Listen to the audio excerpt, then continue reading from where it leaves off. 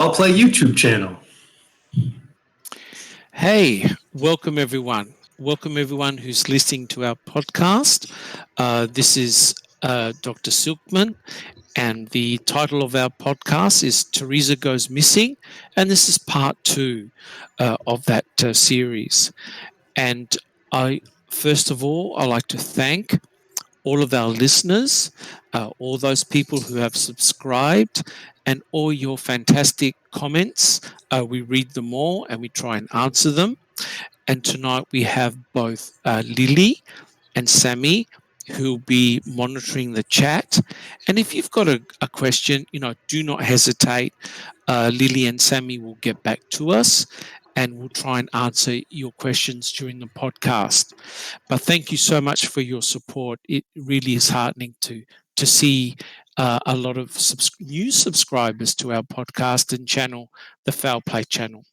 Well, joining me this evening on the podcast, we have Bibi, Big Jeff, Kelly, Lily, Billy, Zoe, and Sammy. So we've got a big crowd tonight. Now, guys, before we officially start the podcast, I just want to spend 20 seconds of your time. I had the misfortune of reading a book, and boy, did I make a big mistake.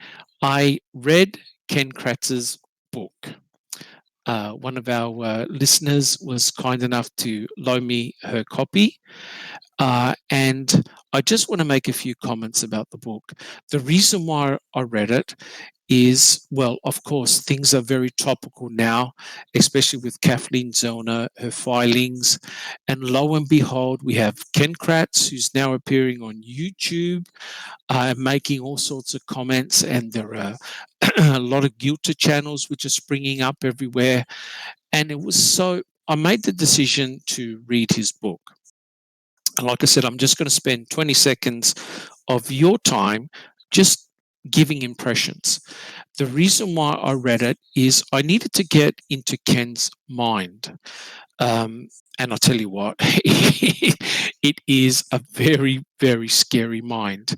To cut a long story short, it became pretty obvious that it almost felt as he was jealous and envious of Stephen. I know that's a pretty strong statement, but he kept on mentioning the fact that Stephen had done this, Stephen had done that, the Innocence Project. He's now a media star. And you could almost feel the resentment in Ken Kratz, the way he describes Stephen. It's pretty obvious that Ken, he wanted to take down Stephen, and of course, at the polar end, we have Brendan as well. What is amazing is that he can't understand the total negativity that he has received from the book. He has received death threats. He has received very nasty emails. People stop him in the street. They berate him. He cannot understand why people have responded in this way. And in the book, he actually documents what has happened to him. The fact that he's got divorced, lost his business, got thrown out of all these different places. His life basically went downhill. And do I have any sympathy for him? I wish I could swear, but absolutely not. Bibi, do you have a comment? Yeah, he's brought a lot of that on himself, though. A lot of the reasons why he got thrown out of places and stuff is because of his sexting with victims, and so Yes. he brings his own misery on. Correct. And there's no question about that. The other remarkable thing I read his entire book. There was nothing new that I garnished from reading his book. It was the same old tired rubbish that he simply repeated. So do yourself a favor. Do not I cannot recommend this book at all. You might as well go to either our podcast or some of the other excellent YouTubers, Millbilly's channel. You'll learn a lot more about the case than what you will ever learn from this book. To me, it was a narcissistic wank fest. That's the best way I can put it. And it really did me in. Kelly, you have a comment. Yeah, I was just saying he hasn't grown out of his narcissistic ways. He's, in fact, to me, it's just gotten thicker and stronger and deeper within himself. Yes. Yes. If you actually have the misfortune of landing on his YouTube page, I wrote this massive long post. I got more likes than what he did for his entire YouTube channel. and what is staggering, I've never seen a YouTube channel that's got about 10 times more thumbs down than thumbs up. So to me, the way I see it, he's still very much involved in the case. He cannot let it go. And what he's doing is he's taunting us. He's taunting us. He's trolling us. And I don't care. It doesn't matter how you respond to his texts, how you respond to his YouTube channel. He doesn't care whether it's positive or negative. You're giving him time. And he loves that. He craves that attention, which is rather bizarre. Okay, guys, are we all ready to start the podcast? We're all good? Beautiful.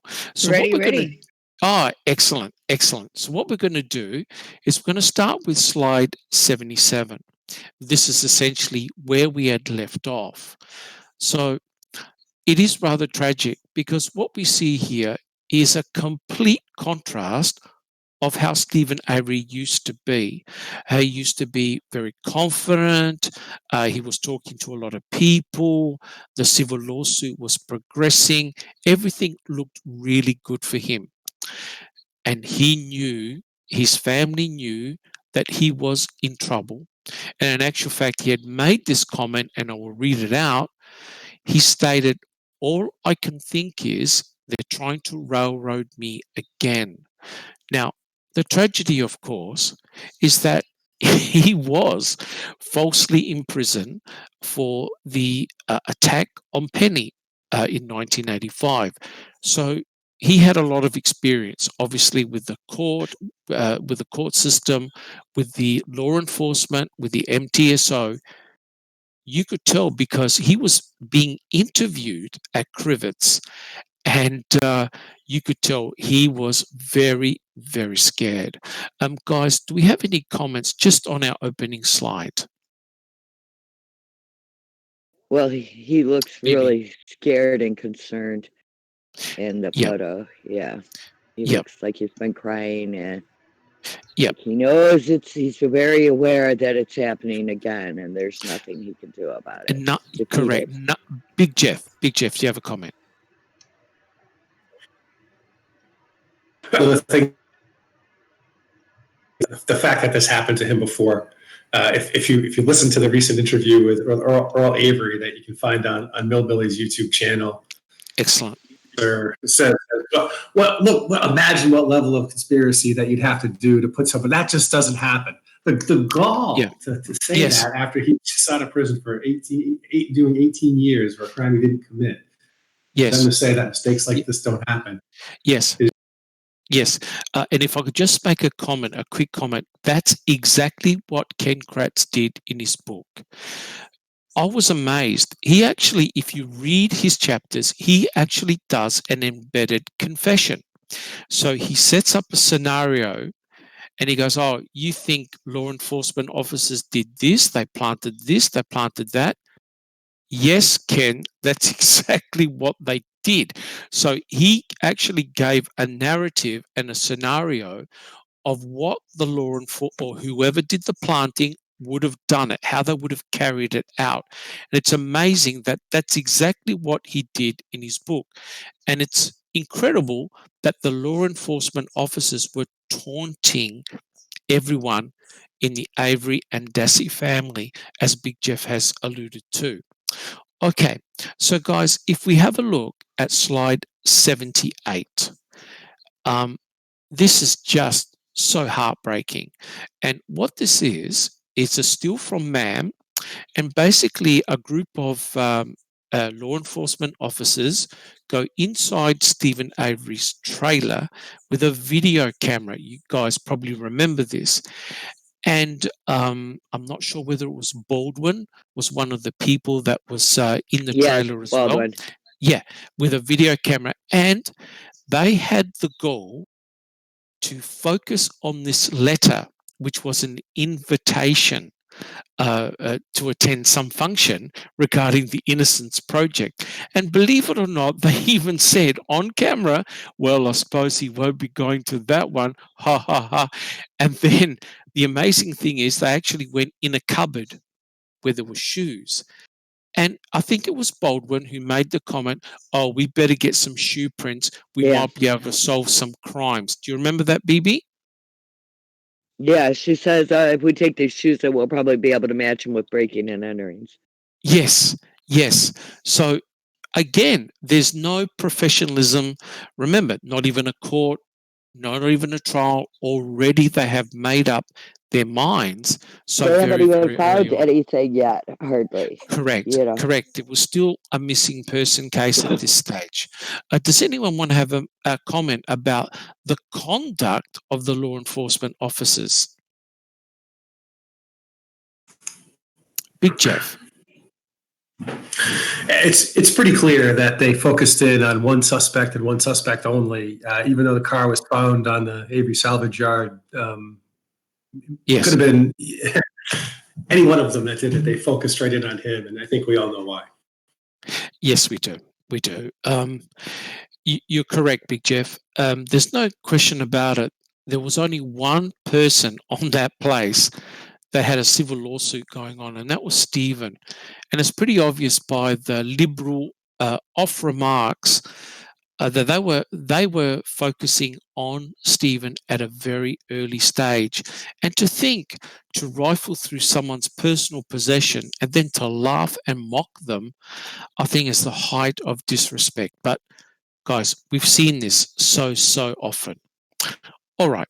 So if we attend or have a look at slide 79, now this is a very interesting thing because what happens was when the RAV4 was found on the property, that morning, and also I think the evening before, the family, they normally go to Crivets. They've got some cabins at Crivets, and the whole most of the whole family went up there, as they normally do. But here's the remarkable thing, and I'll read it out to you. The Averys are not allowed on their property while law enforcement conducts an 8-day search. Guys, do we have any comments about that? BB. Well, I'm not even sure how legal it is. It's like most people get a search warrant, use it right away, and then they're done with it. So I'm not even sure that they had 8 days to use the search warrant. I find that kind of unbelievable. Yeah. Yeah, it's Holly Sullivan is asking. Holly Sullivan is asking, was that recording during the first search? I believe it was, because everything looked in situ, as in nothing had been touched. So the law enforcement guys came in with a video camera, searched the place, took pictures, images. So I think that was done fairly early on. I believe it was the first one with the warrant. With the warrant, believe. Okay. Yeah, before that they were just walkthroughs that he had let them in on. But I think that's the first legitimate for recording purposes. Where they brought the camera, I think it's the first legitimate on a search warrant. So anything they find now can be on the search warrant. Yeah. Millbilly, do you have any comments? That's not the first day they went into place. That's the day after. Okay. And what date is that? The 6th? Yes. Okay. All right then. Now, Millbilly, you said that prior to this videotape, was it Colburn? Mm-hmm. Who went into his trailer to do a very quick search? On the 4th, Yes, that was Link and Remaker. Lenk and Remaker. Okay. Okay. Who did Thank it you, on the Millbilly. 5th? They were in there on the 5th too, weren't they? Yes, they were. Yes, they were. A whole lot of people went in there on the 5th. Yes. Oh, as soon as they had the warrant, they just all piled in there? Yes, they did. Yep. They did. Yep. All right. All right. So it's pretty obvious. And if you have a look at the CASO report and also read the testimonies, essentially there were many searches of the Avery salvage yard, and especially inside Stephen's trailer and garage. I believe they searched up to 6 or 7 times. They kept on going back in the trailer all the time. So an early search of the trailer, Stephen's trailer, found nothing. There was nothing sort of remiss, out of place, nothing to suggest that a violent crime or anything nefarious had taken place. And of course, we know that after the 5th and beyond, a lot of the evidence started being found. Big Jeff, do you have a comment? I do have a comment, and that is, our friend who you alluded to at the beginning of the podcast. Yes. He has been on Twitter and he has made a comment that has questioned what did that place smell like on the 4th. Oh no. Have any reference in the CASO as to, he said he had so many days to clean, and that's all he did was clean from the 31st to the 5th. So there's no remark in the CASO that I can see that there was a strong smell of bleach. Yes. Nothing. Yeah. Now let's be perfectly clear, guys. Just about everyone's laundry's got a bleach bottle, right? And no one will batter an eyelid. But because Steven Avery had a bleach bottle, all hell broke loose. So the connotations that, he had a carpet cleaner too. So therefore, he obviously was cleaning down a crime scene. He must have done this and must have done that. But there was no evidence whatsoever. And of course, the irony is there were drops of blood on his door frame and on the floor. So if you're cleaning up a crime scene, don't you think you would actually remove the blood from the tiles that were on the bathroom floor? Everybody's blood, no matter whose it was. Correct. And of course, it is a terrible thing. And again, I allude back to Ken Kratz's book. He can't let it go. He cannot come up with an alternative hypothesis or an alternative scenario. He's concluded that both Brendan and Stephen were involved in the brutal assault, rape, and killing of Teresa. He has to stick to that story. So therefore, when the investigators came in and they literally ripped apart his trailer, Millbilly, would you agree with that? Oh yeah, 100%.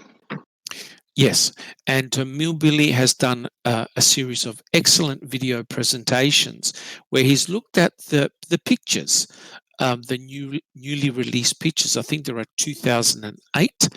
Well, you literally see his entire bedroom in pieces. They completely dismantled bed heads, floorboards. They took the carpet out. They took wood paneling. They took apart his bedroom because what they were trying to do is to prove that a violent crime took place within that bedroom. Unfortunately, when Cherie Cohen did all the testing, there was no evidence of Teresa Halbach in that trailer at all. Big Jeff, do you have a comment? Yeah, I had a question for Millbilly. Do we know what is the first date that Ken Kratz himself was on the Avery salvage yard? The 5th. It was the 5th. Yes. In fact, he wasn't the only DA that was on the Avery salvage yard. If you have a look at there's a log of all the people that went in and out of the Avery salvage yard on the 5th. It was a who's who of Wisconsin. Everyone was down there. It's like the cavalry descended on the Avery salvage yard. I've never seen a response like that. Big Jeff. But this is a missing person case. What's they could have found her the next day. That's correct. That is correct. We had 2 DAs on site. We had, I believe, the FBI was on site, and we had a huge number of narcotics detectives. And we're talking about one person missing at this stage. Does anyone have any comments? Has anyone ever seen a response like this? No. And this was just still a missing girl. Correct. Yeah. Correct. So the response was massive. There were a lot of different agencies. What were they doing? What was that, Big Jeff? This massive army. You're just breaking up there. How come descended upon the Avery salvage yard? That's a very good question. They owe us an explanation. Well, yeah. Like I said, I know it's a bit mischievous of me to do a comparison, but Christine Rudy also suffered a horrendous murder. How many people actually went to investigate that one?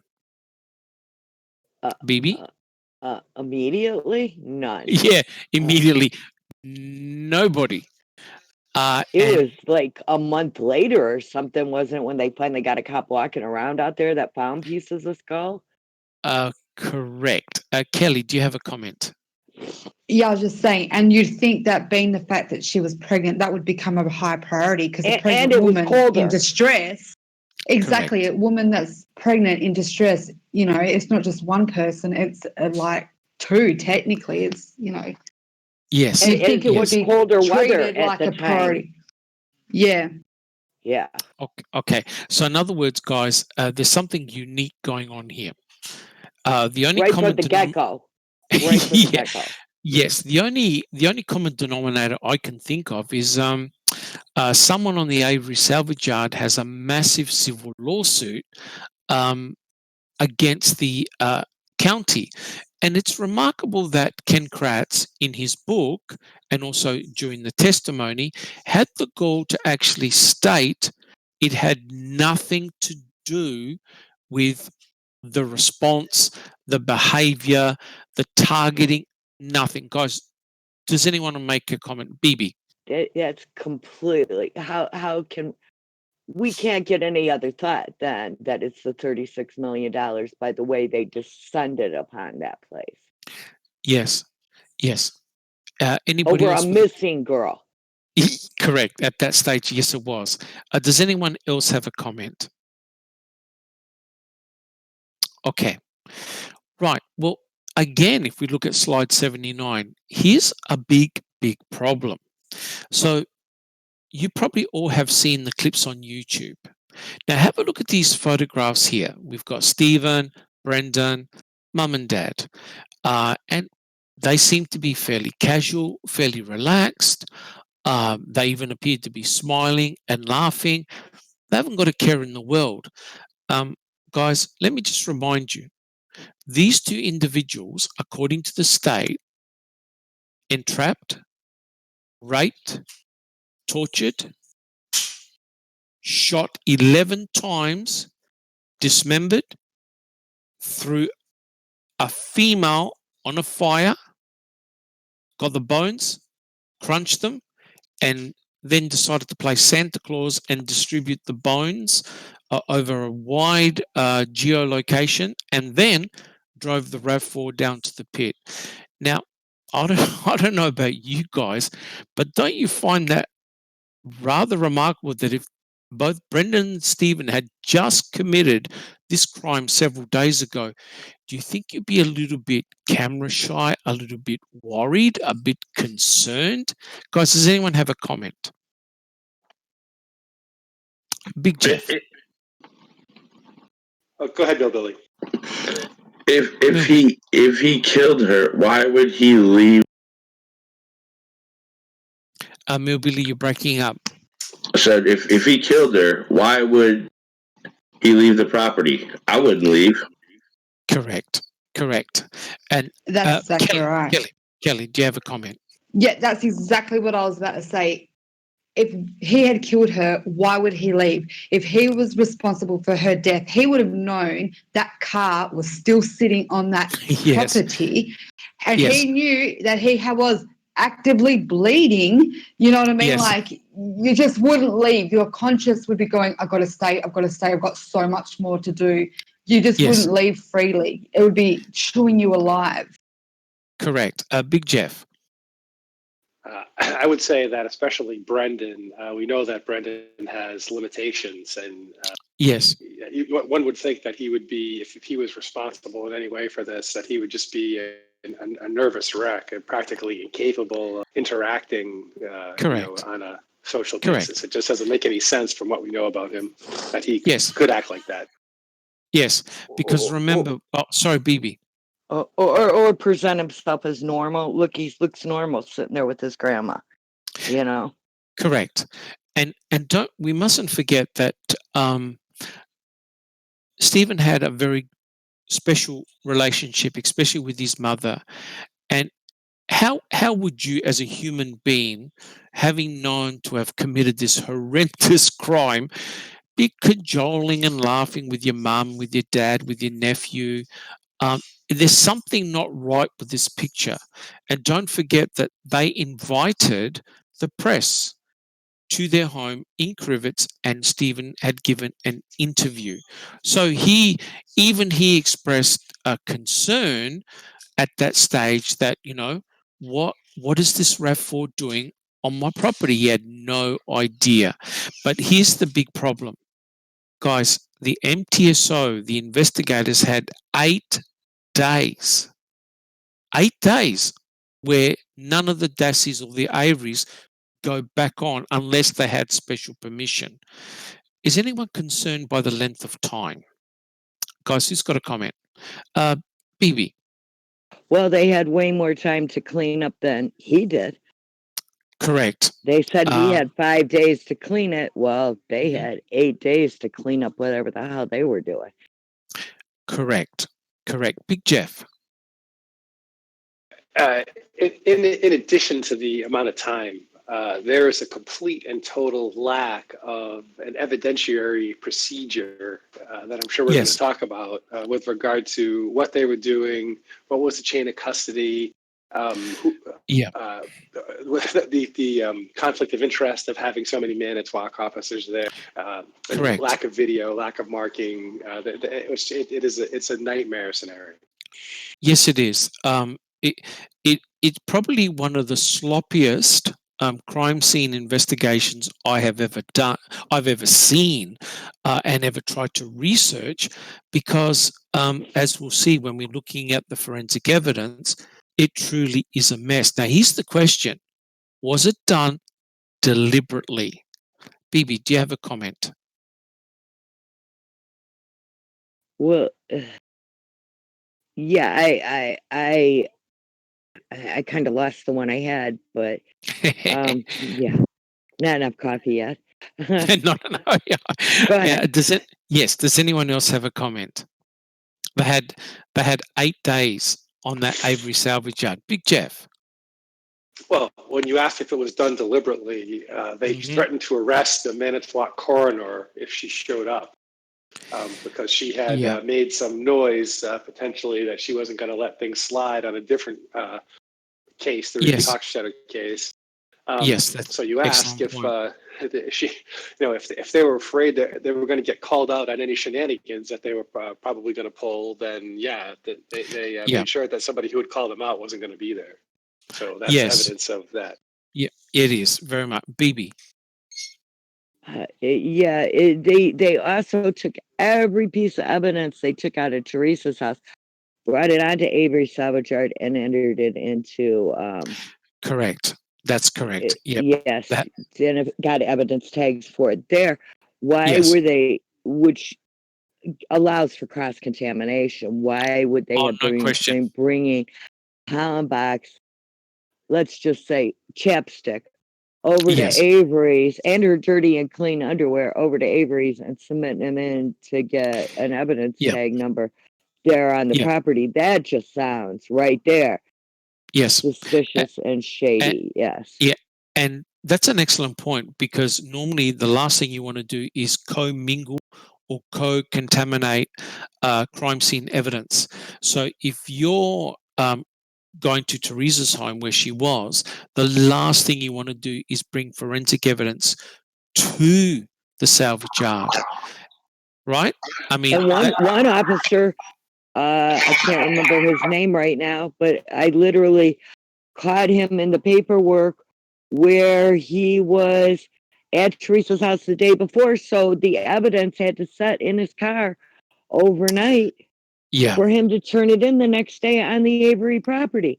So he's had this evidence riding around with him for a whole day, and then he's taking it to Avery's and turning it in over there. Yep.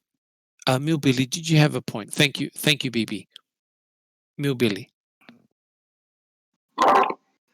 Well, it has to do with the dogs and how they were so interested in the berm and the fence line between Cuss Road and behind Steven's property. Excellent point. Well, it dawned on me that Josh Radant was already cutting down the brush from those tree lines. Yes. And then Steven Avery said, hey, if you cut down my brush too, I'll burn it all. Yes. So what were these dogs really sniffing? Well, and he hadn't Earl and Chuck just been out there pulling down some trees also? Yes. That's on the opposite side of the property. Oh, okay. Is it? Yeah. All right. Lily, do you have a comment? Well, I just wanted to backtrack just a little bit. Of course. Calumet had quite a small little law enforcement. And so why wasn't Brown County or Sheboygan called in? Because they had a bigger, they would not have needed any help from Manitowoc. Yeah, that's a very good point. That's why they weren't called in. Well, I know that, but I'm just pointing that out. Yeah. Yes. Yeah. Big Jeff. The excuse they used was because the Manitowoc would be familiar with that area, and simple logistics would be complicated or reduced with them present. Not that that's a good enough reason to avoid the conflict of interest, but that's the excuse. Yes, and Lily. No, I just thank you, Jeff. I wasn't aware of that, even though it's pretty much a garbage excuse. Yes, but at the end of the day, guys, my observation from reading Ken's book is that he had an excuse for every situation. He could give a reason. Oh well, we didn't have enough law enforcement officers, so we had to use those from the MTSO, and then the remarkable thing is, well, if they used those officers, why did they specifically target the coroner who had nothing to do with the 1985 case? Guys, do we have any responses to that one? Like Lily said, Maybe. Ricky Hassletter. Okay, so it's past history. Or nobody, whoever it was, just said, that. Okay. The only thing she had a problem with was with the Ricky Hassletter case. Yep. Okay. So we can see here in slide 80, this is when things started to go real downhill.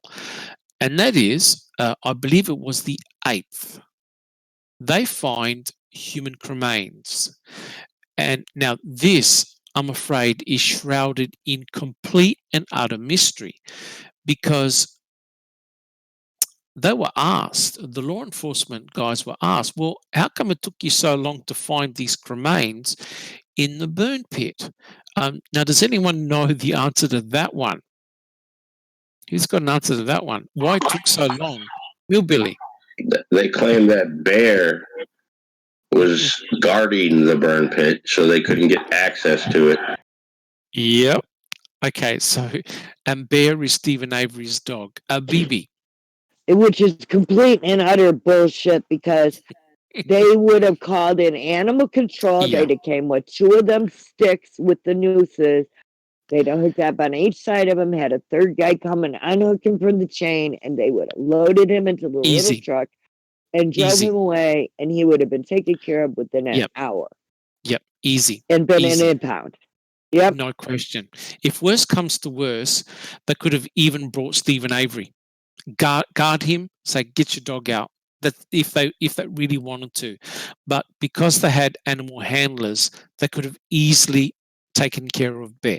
So to me, that's another excuse that has been used, because it took actually several days before the bones were found in Steven Avery's burn pit. Kelly, did you have a comment? Oh, no, I was just going to say the bear. You said, does anyone know what it was? And I was going to say, yeah, bear. They use that as an excuse. That's all that was.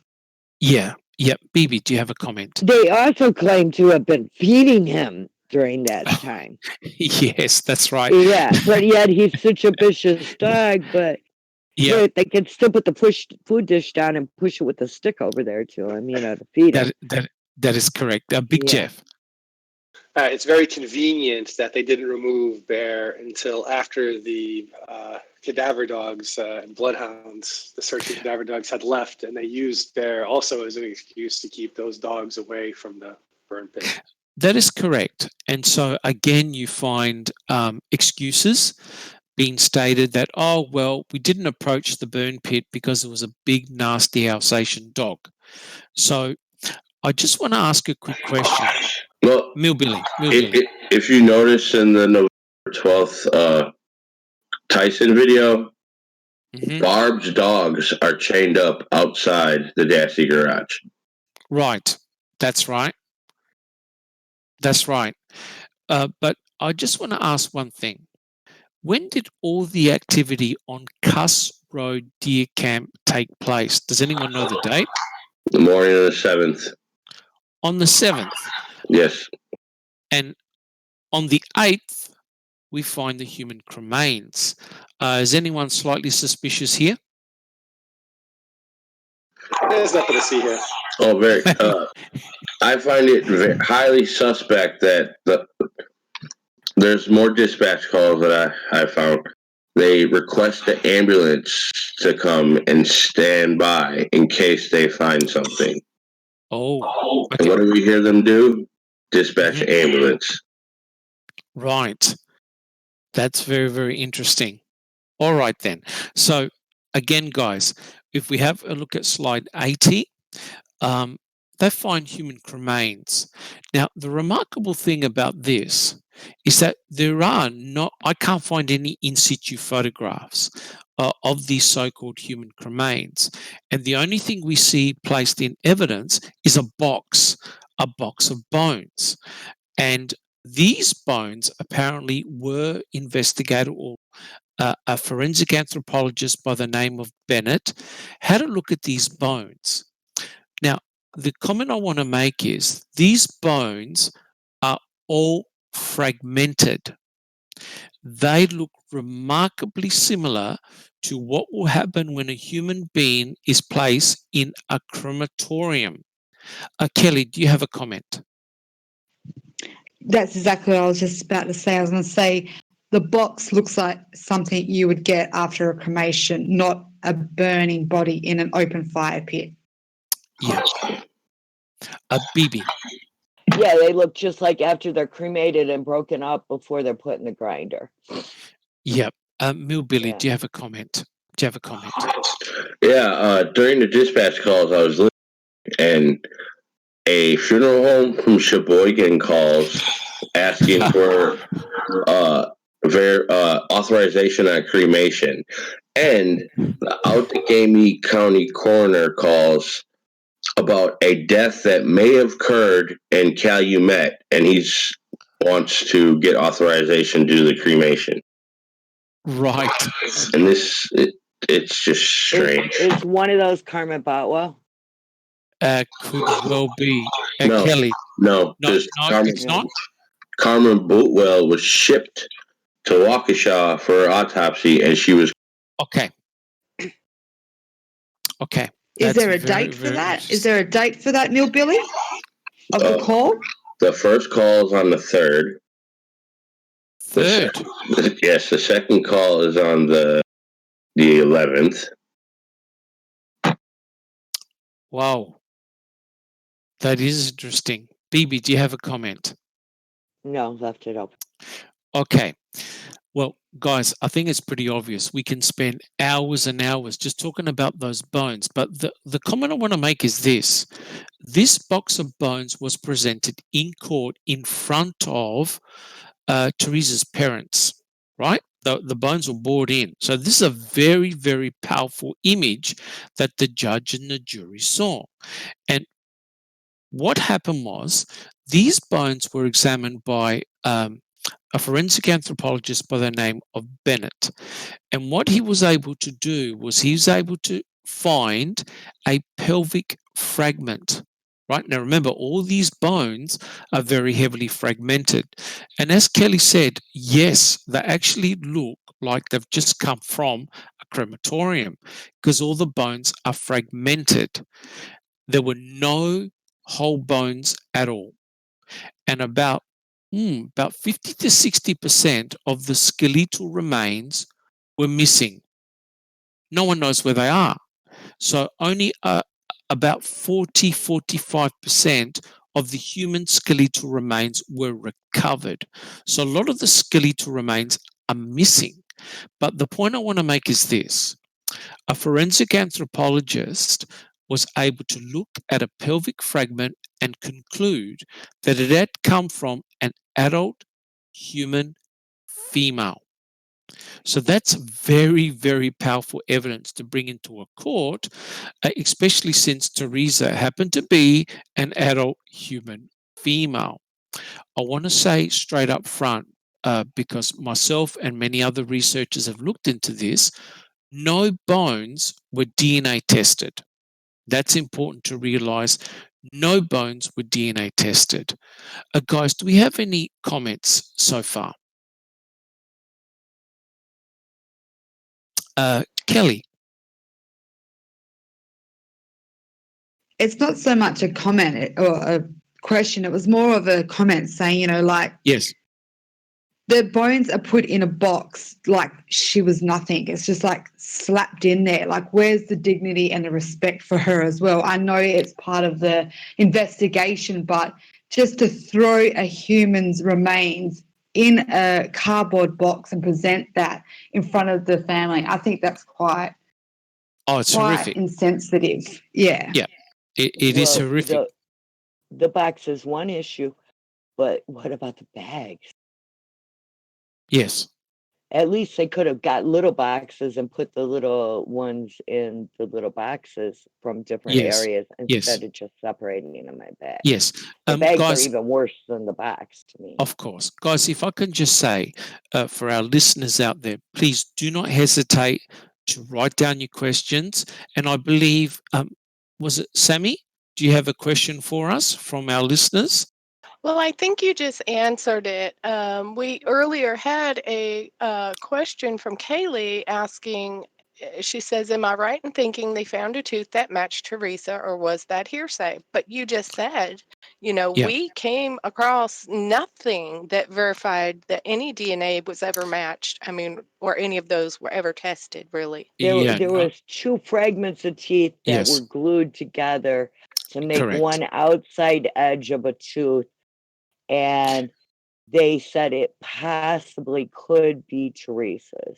Yeah, in actual fact, it was a root of a tooth. Two roots, that were glued together.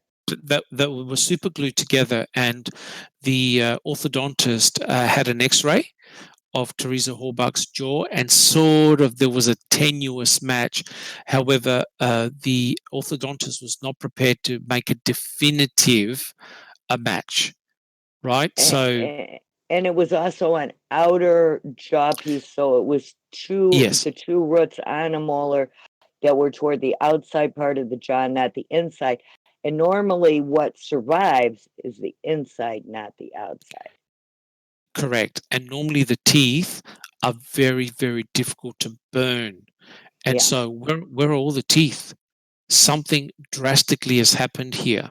So to get back to the box of the bones, this is a very powerful piece of evidence to present in a courtroom.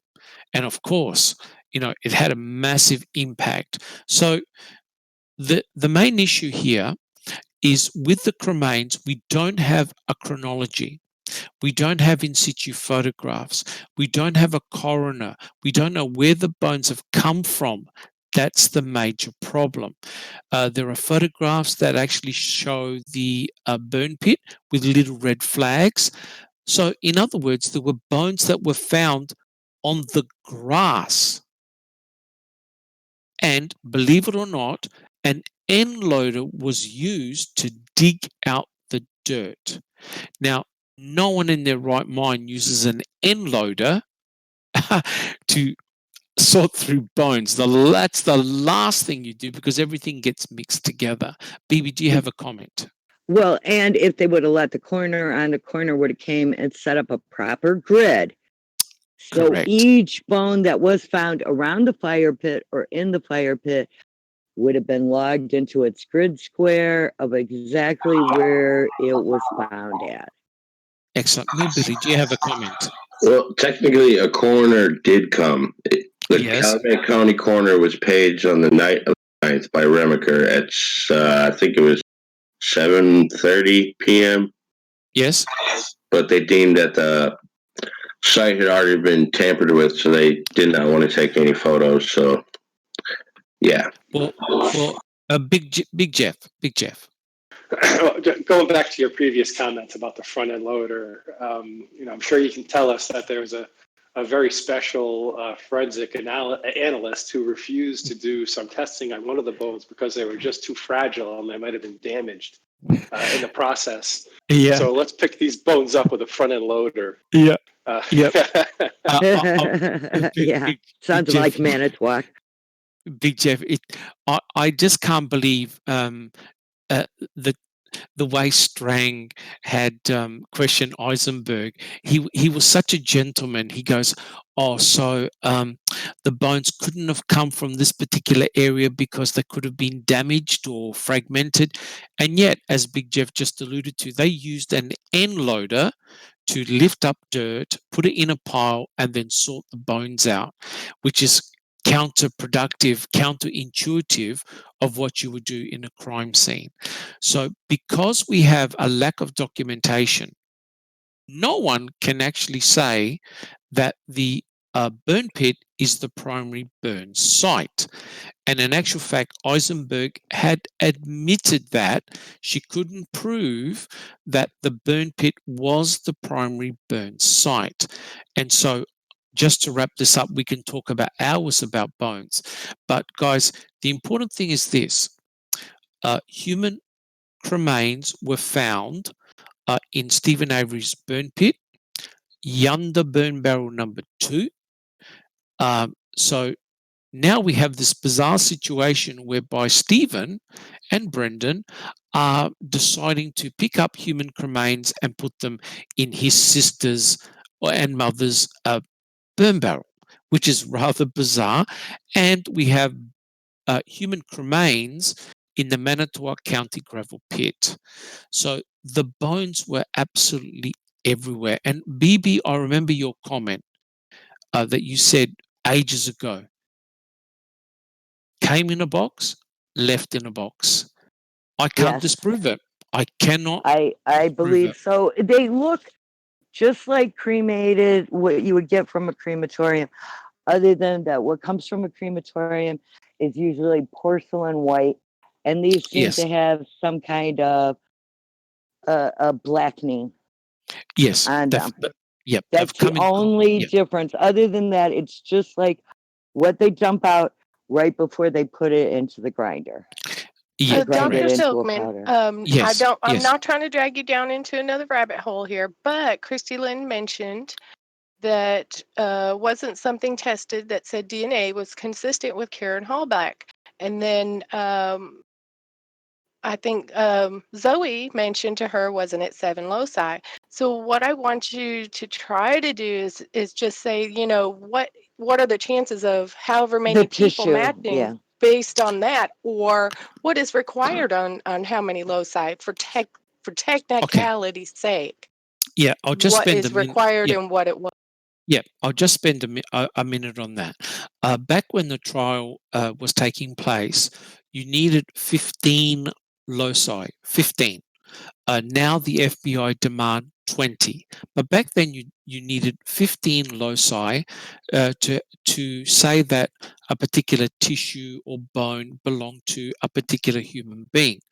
Here's the deal. So no bones were tested. However, there was a bit of charred tissue, muscle, that was on a bone. That charred piece of tissue, DNA was extracted by Cherie Cohen, and a 7 loci match came up. Now remember, guys, Teresa didn't leave a DNA sample. So Fassbender went to, I think it was the Green Bay Medical Center or the hospital, and they had a pap smear of Teresa Halbach. Hospital. Right? Here at the hospital. And you need to keep a pap smear for a total of 5 years. So several years ago, Teresa Halbach had a pap smear. Fassbender got the pap smear from the hospital, and a gentleman's agreement was done between Kratz, the state, and the defense. So no paperwork was presented to say that this pap smear had belonged to Teresa. So they agreed. It was a gentleman's agreement. I haven't seen any paperwork whatsoever. The reason why the pap smear is important is because you need a standard. You need to compare things to that standard. Cherie Cohen was able to extract DNA from the pap smear. This is what they found. The blood in the RAV, the cherry Pepsi Cola can, the saliva, and the muscle tissue that they tested all matched to the pap smear. The muscle tissue only had a 7 loci match because the DNA was very badly fragmented and burnt. That's why only 7 loci came up. But every one of the loci came up was a 100% match to Teresa Halbach, including an XX chromosome. So therefore, that muscle tissue that was burned was from a female. No question about it. But only 7 loci came up. So therefore, technically, you can't say that that muscle tissue comes from Teresa Halbach, but it was highly suggestive. Now, here's the other part. Muscle tissue was also tested by the FBI for mitochondrial DNA. Mitochondrial DNA is inherited from the mother. So therefore, your mitochondria has the same DNA sequence as your mother, 99% of the time. Well, lo and behold, the mitochondrial DNA matched to Karen Halbach, which means that it's very strong evidence to suggest that the person who was burnt to bones was in fact Teresa Halbach. But technically, you cannot say it was Teresa Halbach because you needed a minimum of 15 loci. Therefore, Kathleen Zellner said, okay, give me the bones. I've got a new anti-rapid DNA system. I can test the bones. I can get a full profile. Guys, does anyone want to make a comment how that went down? Big Jeff. Can't. What bones? Can't give something you don't have. Right. Yeah. BB? Yeah. Yep. So, Sammy, hopefully that will answer the question. Thank you so very much. I mean, and she could have very well got a 20 loci match right there if she'd have ran that test. Correct. But they conveniently gave them away in yes, 2011. They did. Yes, they did. Which interrupts the chain of custody, which makes them no longer legally viable. Good. Yes. Yes. So the big, I know we're spending a lot of time on the bones, but the bones is central to this particular case. So is the RAV4. Now, the reason why the bones are so important is because, Big Jeff, do you have a comment? I did have a comment. There are several of us who think that the timing of this whole thing, including Teresa goes missing just a few days before the depositions. There are a few other things that are extremely convenient. And we have to ask ourselves, what's the probability of this happening? What's the probability that, but when bones are reduced to the level that we see in that box, that there's one bone that contains one piece of tissue that just so happens to be tested? Isn't that in and of itself suspicious? How is it possible that it survived? Yes. There's also something really, really suspicious about the bones. And you found the chicken bone? Well, the chicken bone, yeah. But Bushman. Yes. Bushman, he has a connection with the funeral home. And he shows up at the exact same time bones show up. And, yes. Yeah. And I'm sure Millbilly can comment on that as well. And the magic happens. Yes, Millbilly, do you have a comment on Bushman? Shady. That's why I love and you, the timing's impeccable. Yeah, and the timing's impeccable. Yep, everything is. And it is remarkable, guys. We spent probably about half an hour just on the bones, but the bones are crucial. The state knew that. Kathleen Zellner knew that. What is embarrassing is that Kathleen Zellner employed the best of the best, including a person who is used to bodies being burnt and cremated.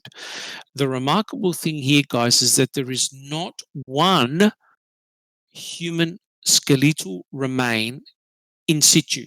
In other words, if you burn a body in one spot, it normally remains in one spot. But in this particular case, bones were moved, bones were shattered.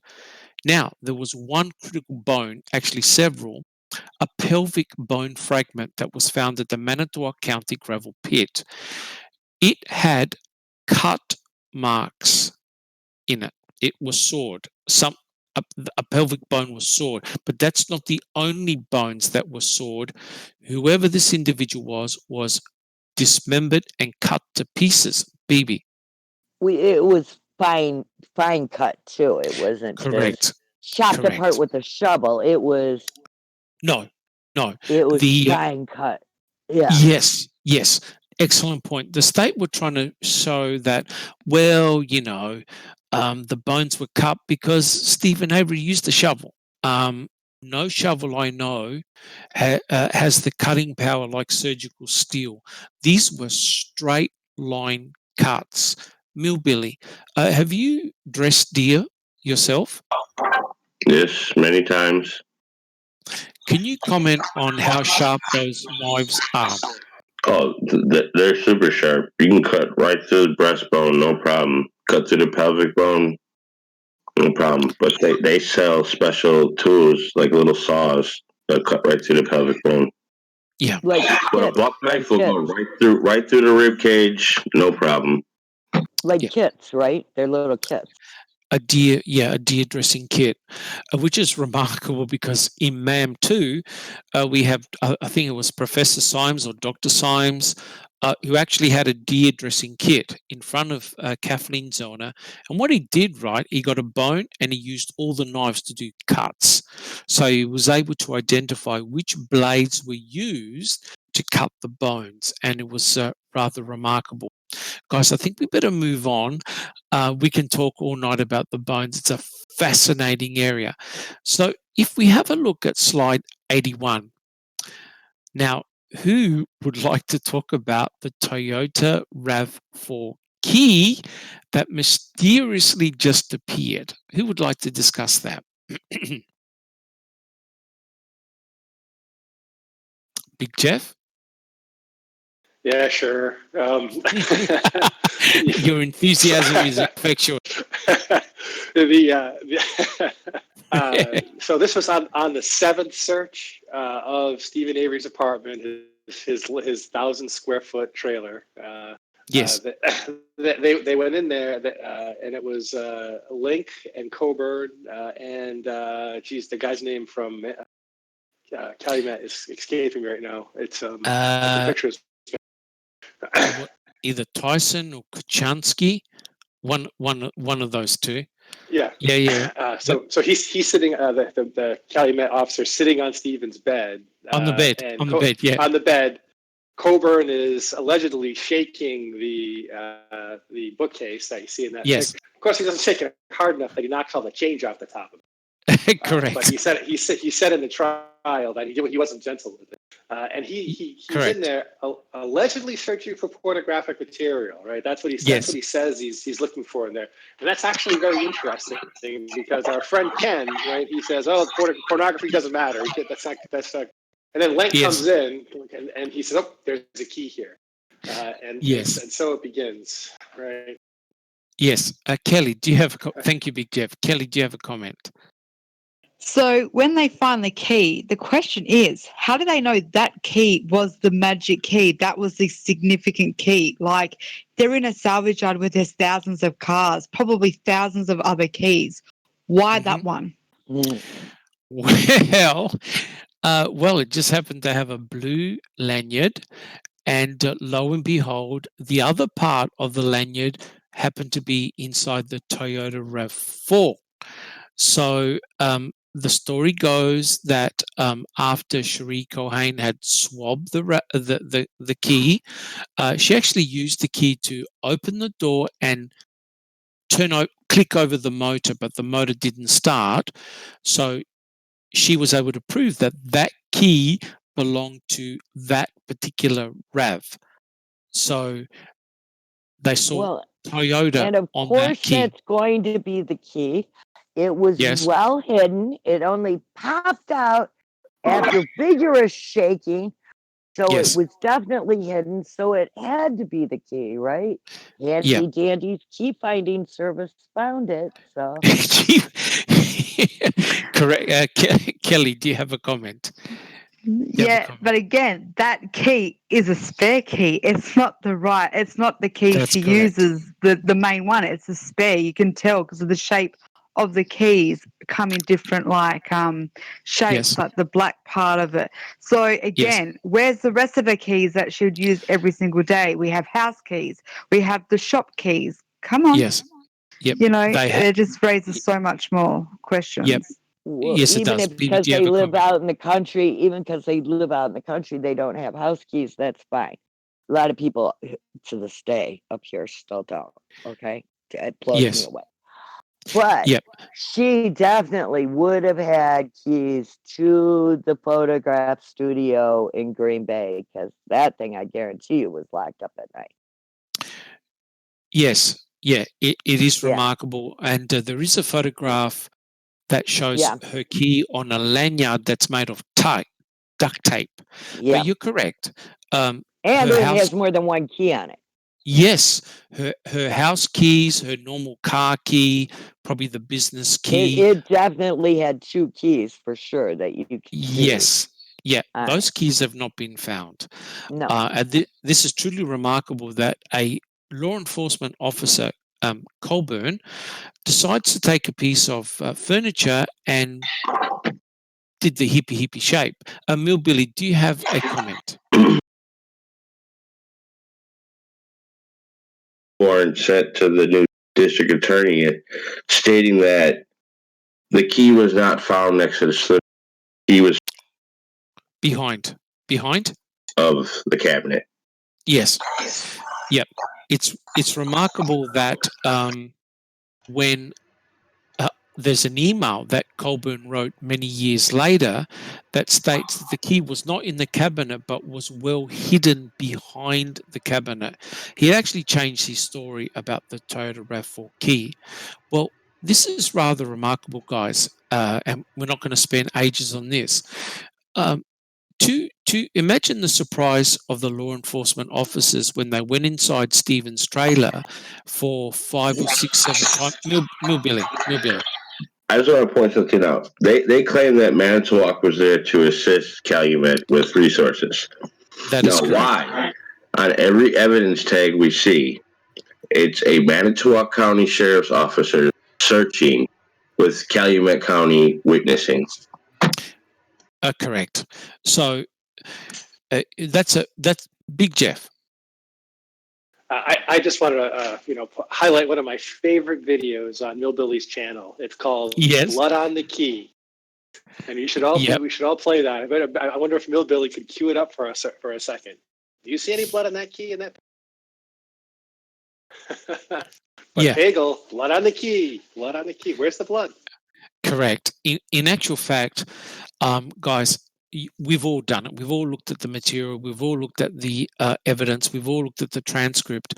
The comments that were made, most of them were all rubbish. There was no blood on the key.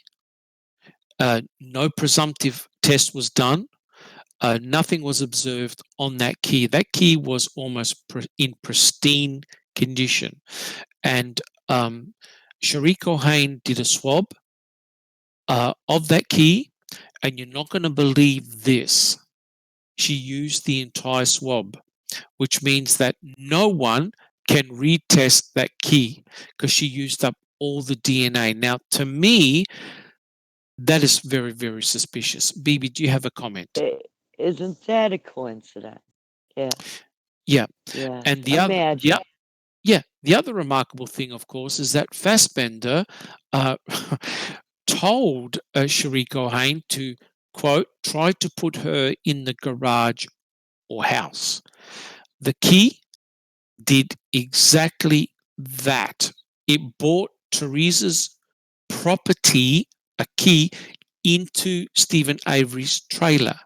And this is remarkable because there was no forensic evidence of Teresa Halbach in the trailer. And here's the irony. I'll just make this comment. Whose DNA was found on the key? Was it Teresa's? Whose was it? Stevens. Only Stevens. Now, guys, this is truly remarkable. You own a key that apparently you've been using for years. You've got oil, you've got skin, you've got everything. There is none pertaining to the owner of the key. The only DNA, and it was only a tiny amount, belonged to Steven Avery. So hence, the key was a perfect framing device, because how could Steven now explain what that key was doing hidden in his room? Bibi, do you have a comment? Sammy.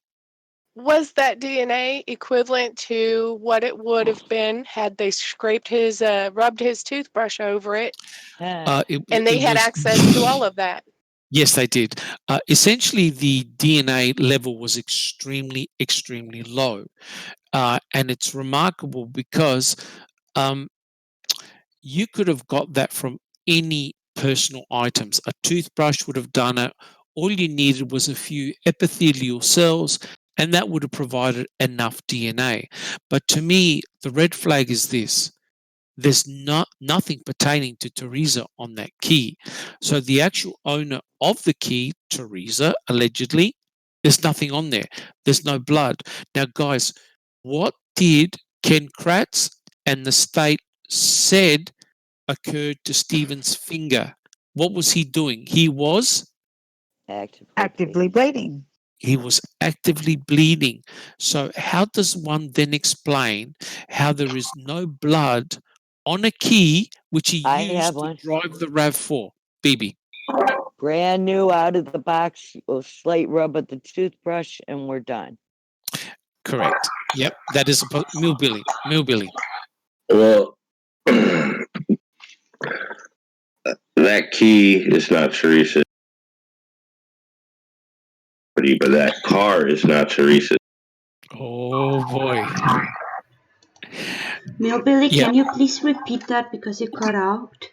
You have something in your background that's kind of like too noisy. Yes, it's causing a bit of a cutout.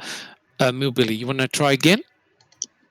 So that key is 100% not Teresa's. Yep. I think we all agree on that, Millbilly. There's no question. In actual fact, Ken Kratz wanted to distance himself from the key because he said, "Oh, we've got plenty of other evidence. Don't worry about that key." But here's the question: if someone was able to, Kelly, your comment, please. He even said at the end, "Who cares if that key was planted?"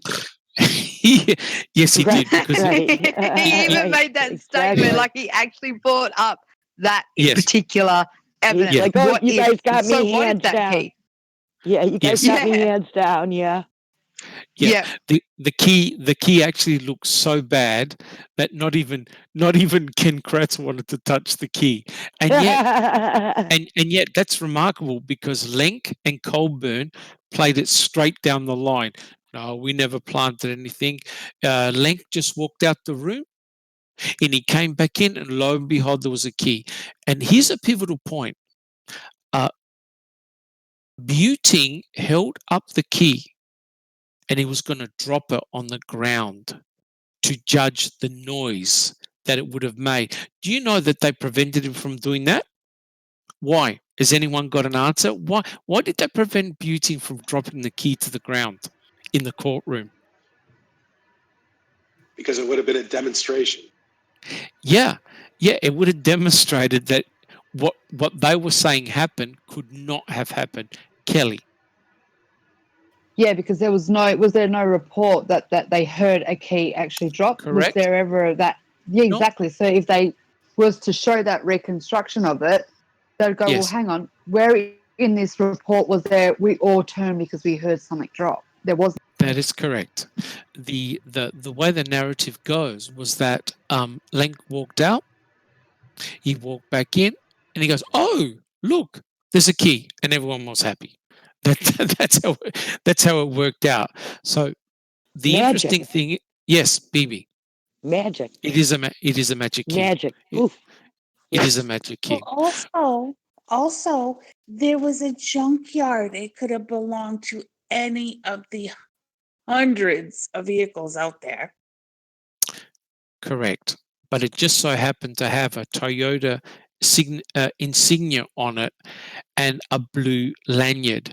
So, they made the big dramatic statement. Well, it fit the lanyard. 10 Toyotas out there. That's correct.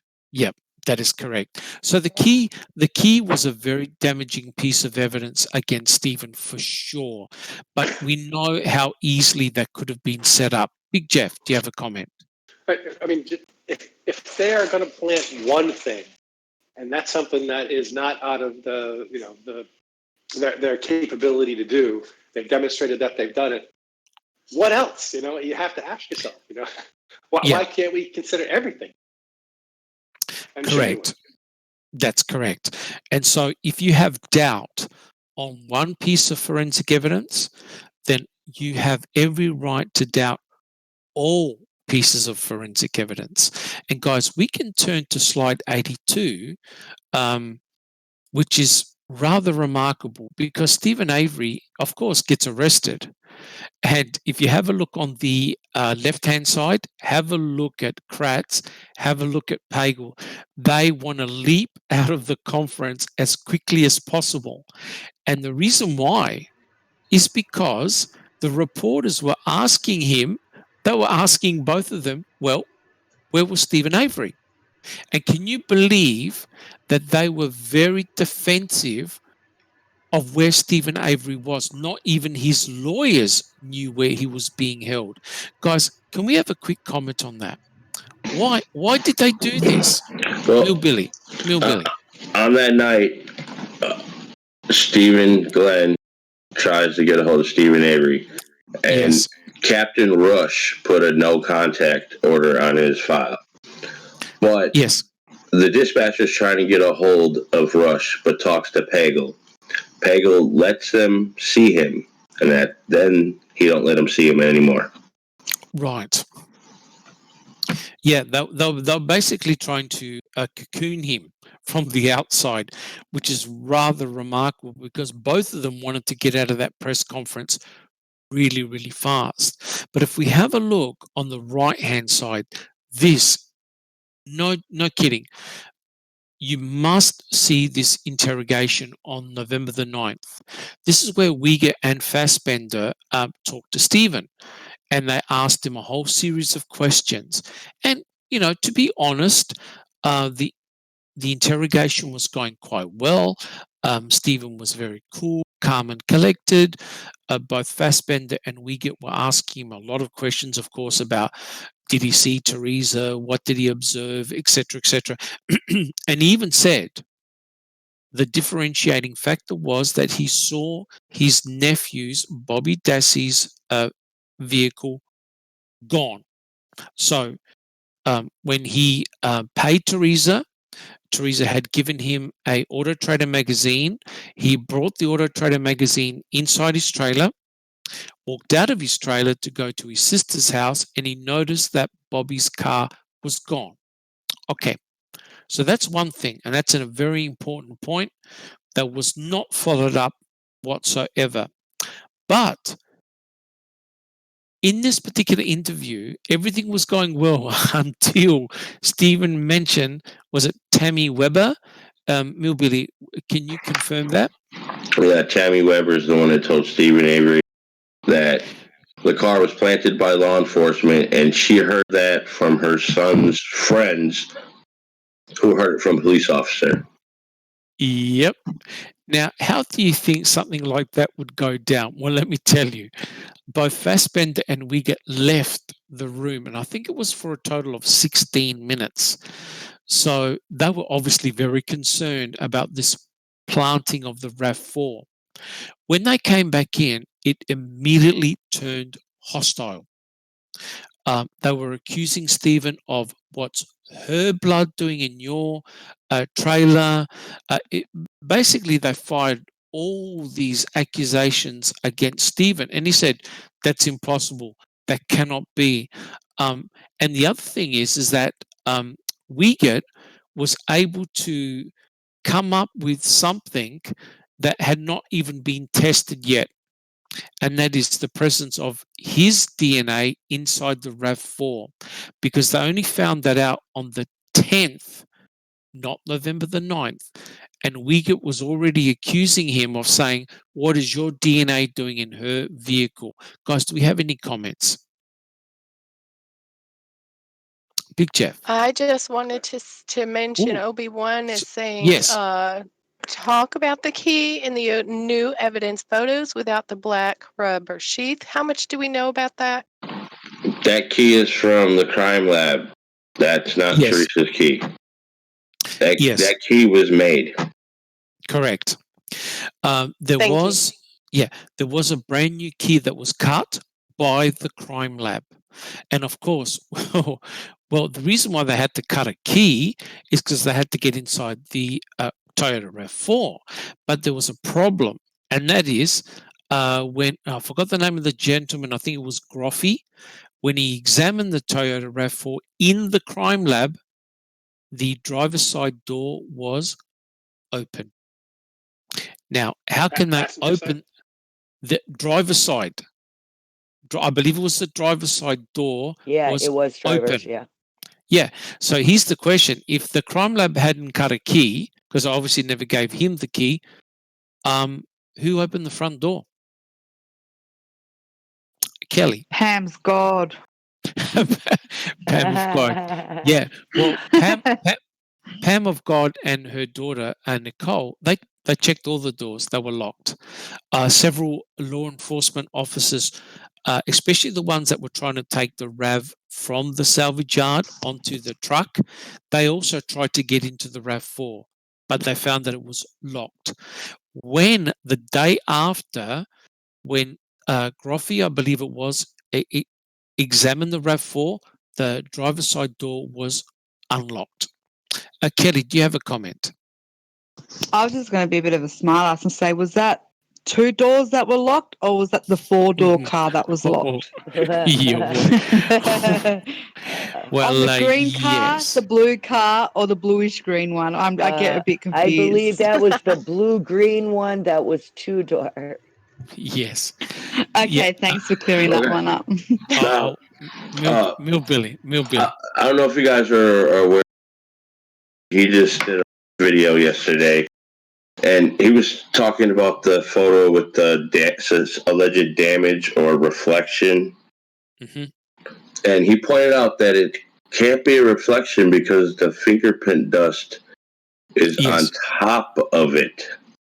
Yes. So how is a reflection going to have fingerprint dust covering it? So it's 100% that's rust. Yeah, which is rather remarkable because the car's not going to rust that quick. There's something really weird. Well, the picture of that is months after the fact, so yes, very plausible. Yep. Well, here's the problem, right? Chronology. When certain photographs are taken, where they're taken, if you don't have a proper documentation, it can be very confusing. But guys, I think we can all agree on this. Kathleen Zellner needs to get her hands on the RAV. Can we have a quick vote? Well, I have some. What if they don't have the RAV? And that's the very first piece of evidence they used. Yes. Would that make everything else void? Well, my impression is the RAV is gone. Now, I found testimony in which the judge, Strang, and Gunn, I think it was, they were talking about preservation of crime scene evidence. They all agreed that they had to keep the swabs, etc., etc. But when it came to the RAV4, there was discussion about only keeping the panels, that is where the blood is on. So therefore, the state could argue, well, why do we need to keep a vehicle, for years and years and years, where we just take the panels that we need and we discard the RAV4? I have a feeling that RAV4 is gone, crushed. Anybody got any comments? I do. Yes, Sammy. Well, wasn't there something stating that some of it had been pieced out to the FBI? Yeah, well, what the FBI did is they actually did a laser scan. They took the seats out, they dismantled it. The reason why they did the laser scanning is that they were looking for fingerprints. So the FBI has got a laser scanner whereby it scans a 3D surface and it looks for fingerprints. Obviously, they found no fingerprints, otherwise we would have heard about it. The important thing to realize is that they did not find Steven's nor Brendan's fingerprints on the outside or on the inside of the RAV4. None. Bibi.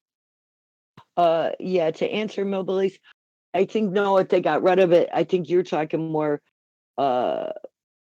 poison tree, the fruit from a poison tree, which would be if we could prove that Hillegas was working unofficially for the police and did give Pamagod access to go find that specific vehicle, then that would make it poison fruit, and then anything else they found after that would be illegal. You all know that Ryan Hillegas November 3rd. You cut out for a minute. Yeah, you cut out. Yep. Can you repeat that, please? Ryan Hillegas was in Michigan November 3rd. Right. The night of November 3rd. Right. The same night they found her car. Oh no. He calls in the dispatch stating station hanging up flyers, and he heard that a 25-year-old woman had died in Manitowoc. Yes. He was inquiring about Carmen Bootwell. Correct. Yes. Strange. It is very, very strange. And I think, later on, Millbilly, when we do like a case wrap, we can bring up all those points because there's a lot of things happening all at the same time. So if we have a look at slide 83, and that's basically Sheriff Pagel talking to the press. And of course, we've got the two investigators, Wiegert and Fassbender, and they, of course, questioned Steven Avery on November the 9th, and then he got arrested. They took him down to a hospital whereby they took photographs of his finger, the cut. They checked his whole body out, and they gave him a drink. And the other thing, of course, they did 2 swabs that they weren't meant to. Does anyone know which ones they were? One was of the groin, right? They did 2. They did 2 groin swabs. Yep. And you might want to mention that drink they gave him was a can of Mountain Dew. Correct. Yes, during the interrogation, in fact, you can see it in the picture. They gave Steven Avery a Mountain Dew can, which he drank from. So you know that Shariko Hain was able to extract DNA from a cherry Pepsi can. When it came to Teresa Halbach's DNA, would have been a piece of cake to have taken a swab from the can, which they knew he drank from. There's your DNA. No problems at all. And later, in evidence, there winds up being a can of Mountain Dew. Yep. All right then. So, guys, if we look at slide 84, slide 84 really, really worries me. And that is the crime scene is too clean. It's just simply too clean. And that is you've got in that Toyota RAV4, and we'll revisit this many times, I'm sure, in the future, you've got 6 droplets of blood. Ken Kratz made it sound as though there was a bloodbath that had taken place inside that Toyota RAV4. That cannot be further from the truth. There was some blood. Puddles wasn't his word. Correct. Yes. Puddles of blood, lots of blood. The reality was Teresa Halbach's blood was found on a back panel and in a door at the back of the Toyota RAV4. 6 droplets of blood were found at the front of the Toyota RAV4, including on a door frame. That blood, droplets of blood, all belong to Steven Avery. But here's the remarkable thing. There's no mixing of bloods. Well, and there's one other remarkable thing about the blood. Tell me. The powdered flakes. Correct. So basically Millbilly, do you have a comment? Steven wasn't bleeding on his... Yep. Yes. In actual fact, the star witness to all of this, if you believe there was a star witness, was Brendan himself. And during his interrogation sessions, both Fassbender and Wiegert asked him repeatedly about Steven Avery's finger and the bleeding, the active bleeding. Brendan gave 7 different answers to the bleeding finger and how he got the bleeding finger. It's quite clear that Brendan had no idea what had gone on because his answers were completely inconsistent. So, and as Millbilly has just alluded to, there's no evidence that he was actively bleeding on the 31st. But remember, the state has got no option. The state has to go with the active bleeding scenario because that's how apparently... Answers or guesses?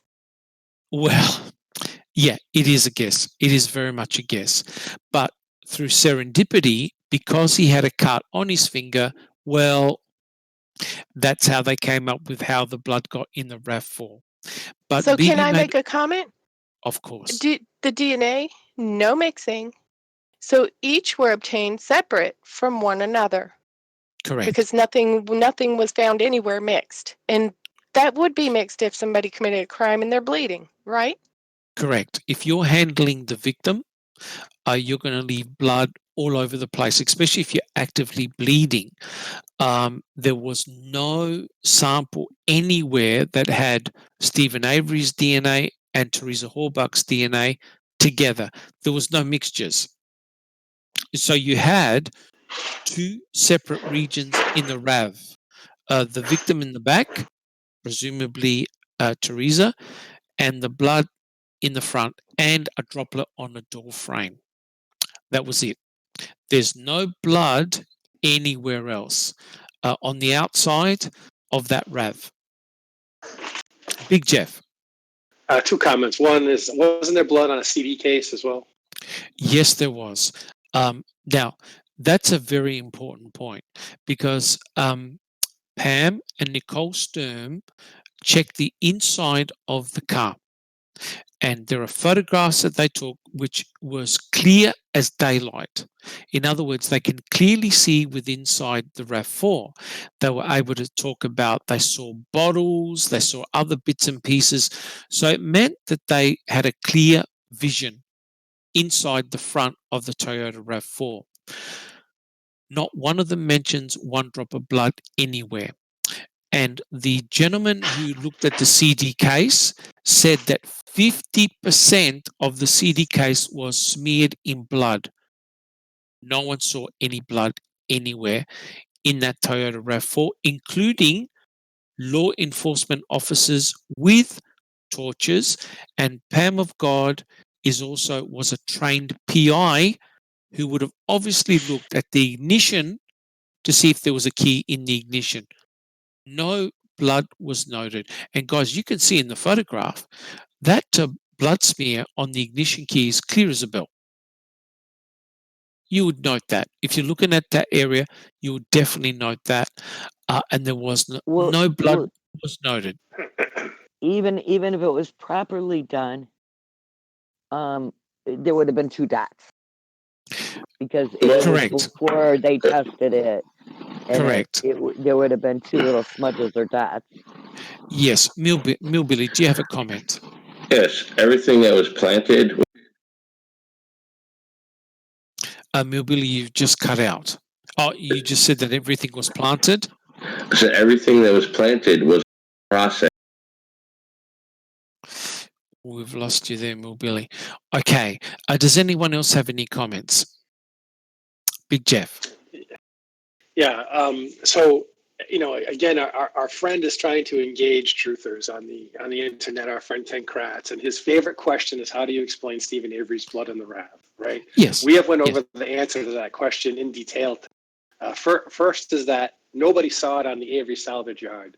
That's correct. To the extent that law enforcement told the Halbachs, and Mike Halbach gave an interview that said, we're heartened by the fact that there was no sign of foul play found in the RAV. That's correct. There's missing time. There's missing time that it takes to bring the RAV from the Avery salvage yard to the state crime lab, and the the driver's door is inexplicably open. Yep. At the yes, crime it lab. is. That is the yes, answer it is. as to how we explain it. Right. Yes, it is. And we all know that there were multiple sources of blood that a planter could have easily used. The 1996 blood vial. There was also blood in Steven Avery's trailer, garage, and of course, his grand dam. And of course, there was one person who did all the swabbing. Anyone want to guess who that person was? Sherry? Is she a little sweet on you? Yeah, my girlfriend, unfortunately. Yeah. Okay. So here's the important thing. All jokes aside, all the swabs went through one person. So therefore, Cherie Cohane did all the swabbing. Cherie Cohane did all the PCR and forensic testing. Therefore, Cherie Cohane knew the result of every one of the swabs. And you're correct. That smear is not an in situ photograph. That smear represents someone with a Q-tip, having done a presumptive blood test. And because it's smeared, you look at the shape of it, it's like someone got a Q-tip and took a sample. Guys, do you agree? It looks like a mustache painted on. Yep. Kelly.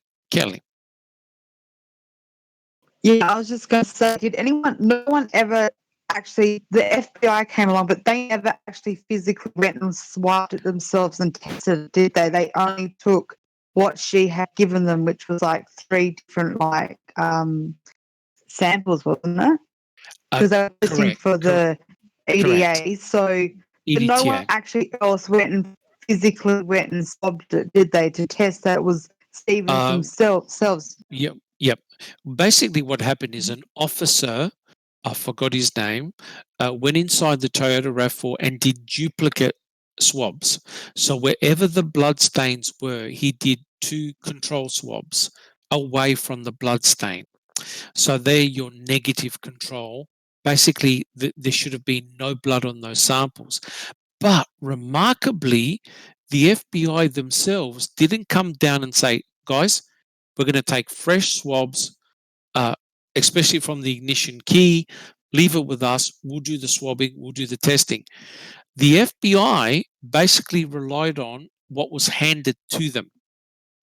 So I did a little presentation to say, well, all you need to do is to swap the swabs and no one will know. So if you were concerned about EDTA, you just simply give swabs that are EDTA free, are blood, and belong to Steven Avery.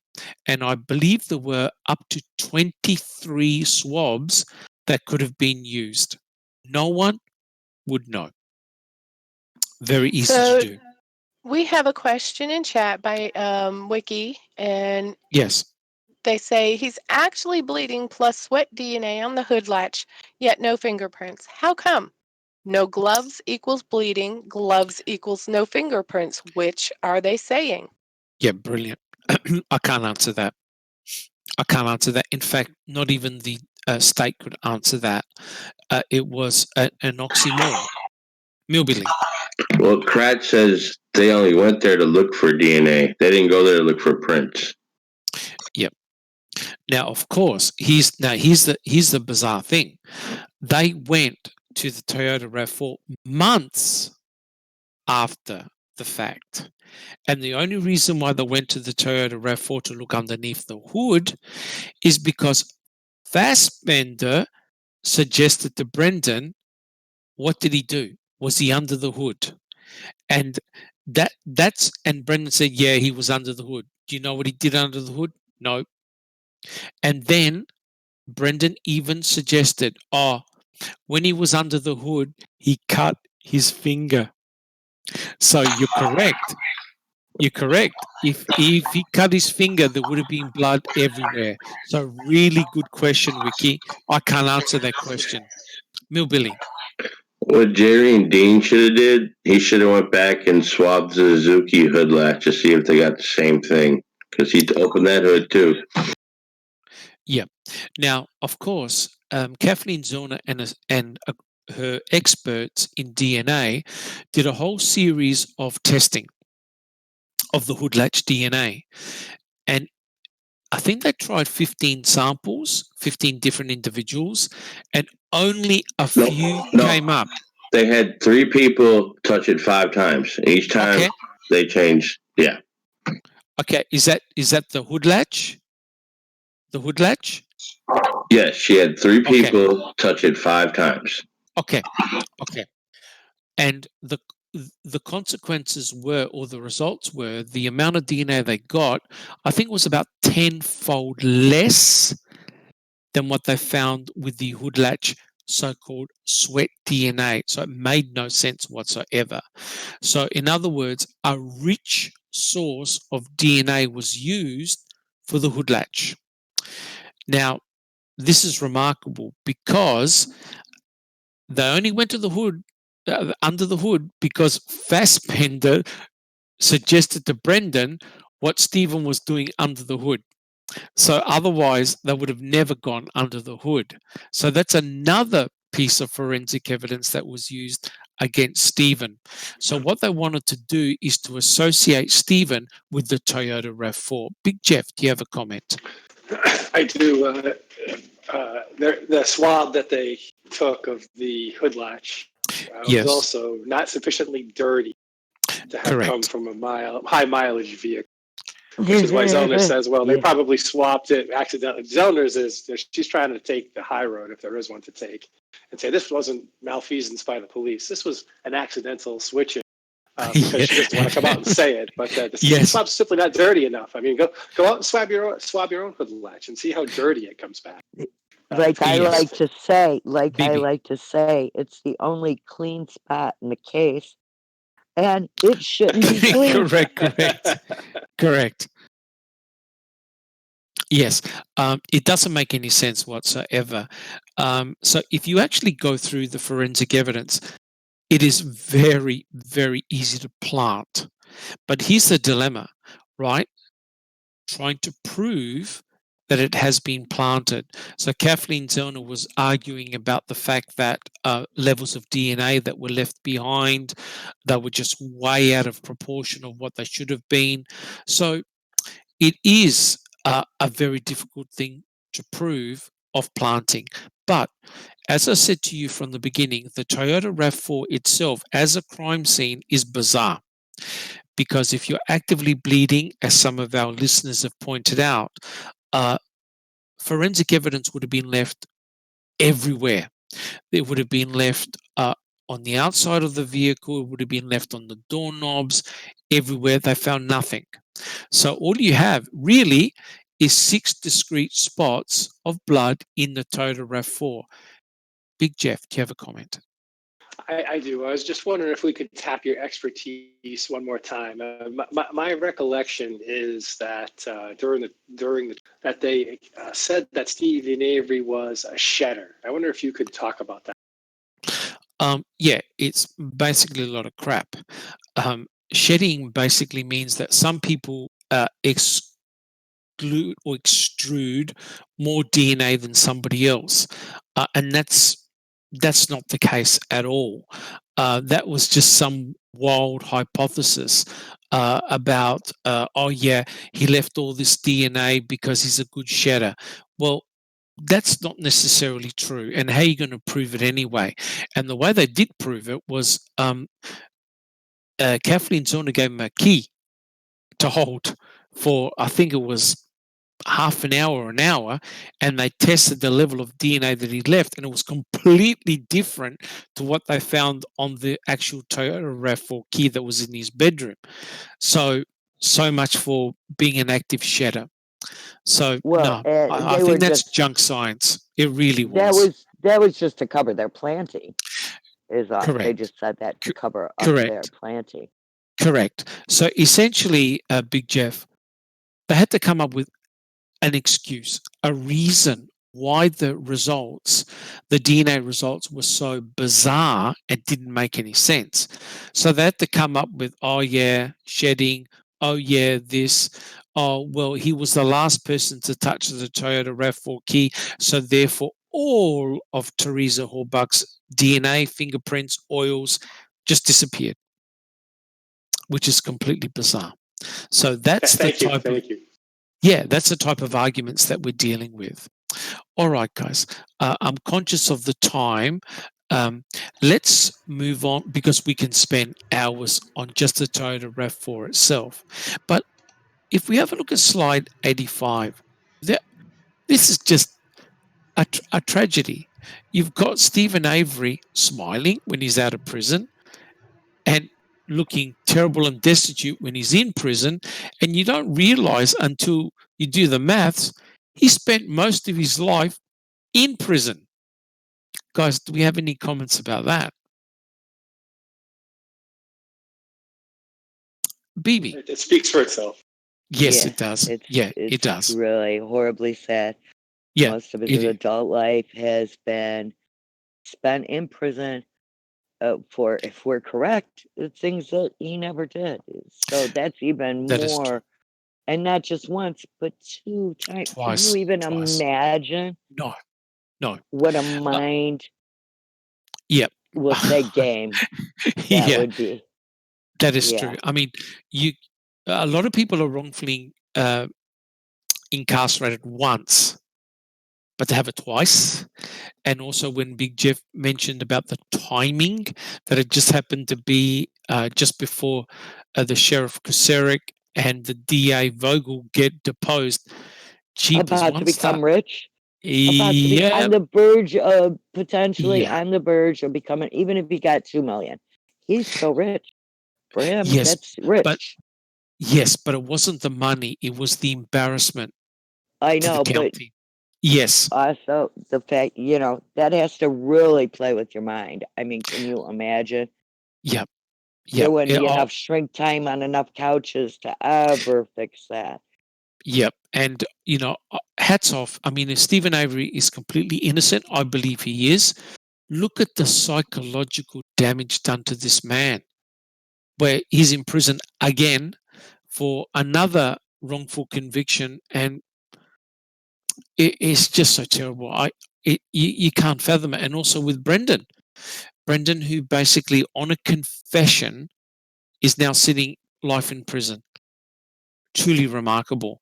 And so, guys, if we look at slide 86, we've all seen this before, and how he stated that, I quote, last time it took me 18 years and 6 weeks to prove my innocence. Mind you, did the county actually apologize to Steven? Has anyone got any comments? No, they did not. No, they did not. Bibi. The only person who ever apologized to Steven was Penny.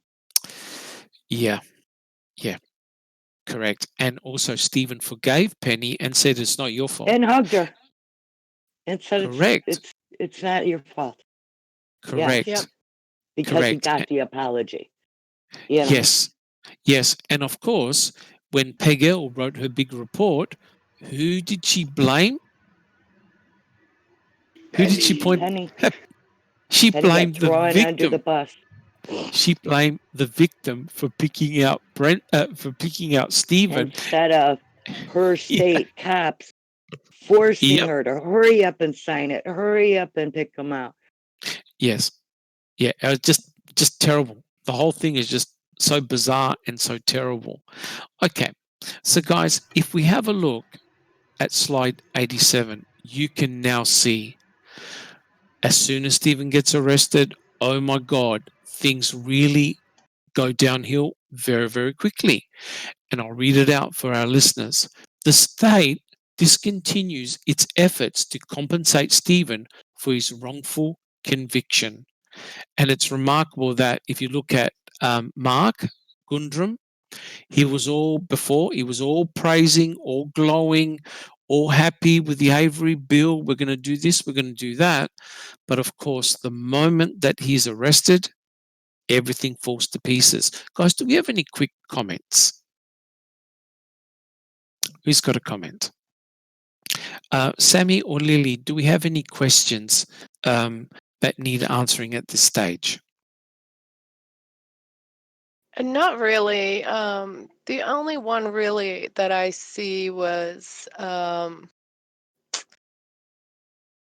Sherry. All right. Sherry says, I thought that Fassbender led Brandon to say that Steve opened the hood because Fassbender knew the battery was missing. Is that true? Yeah. I think it had to do with the battery. Because disconnected, not missing. The battery was disconnected, correct. And, a lot of other YouTubers have looked at that.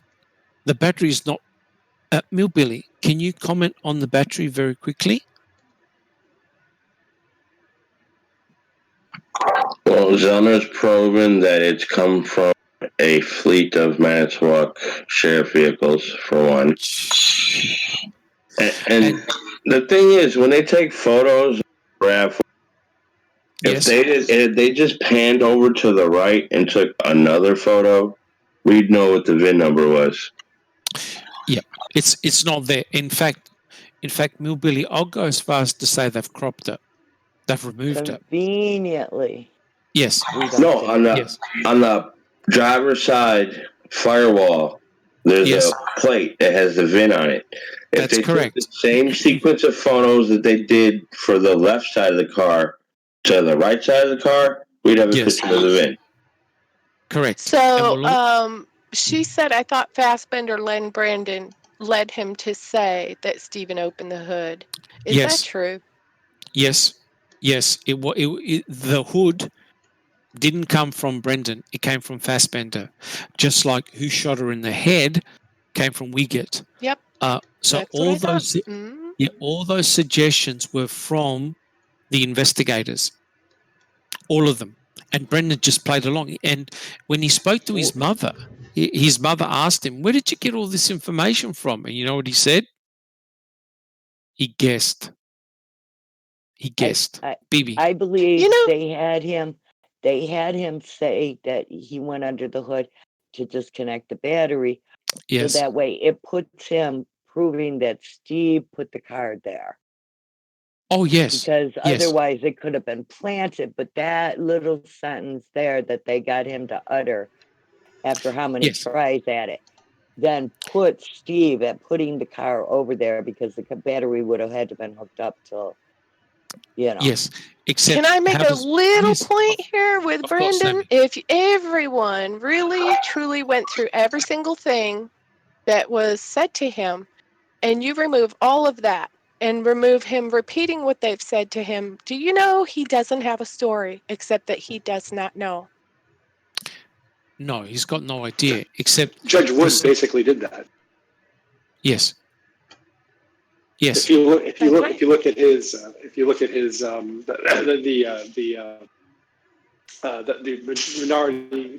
majority minority opinions. She went through and made a table of what was suggested. The embarked two thing, right? Yeah, the embarked two. Yep. Yeah.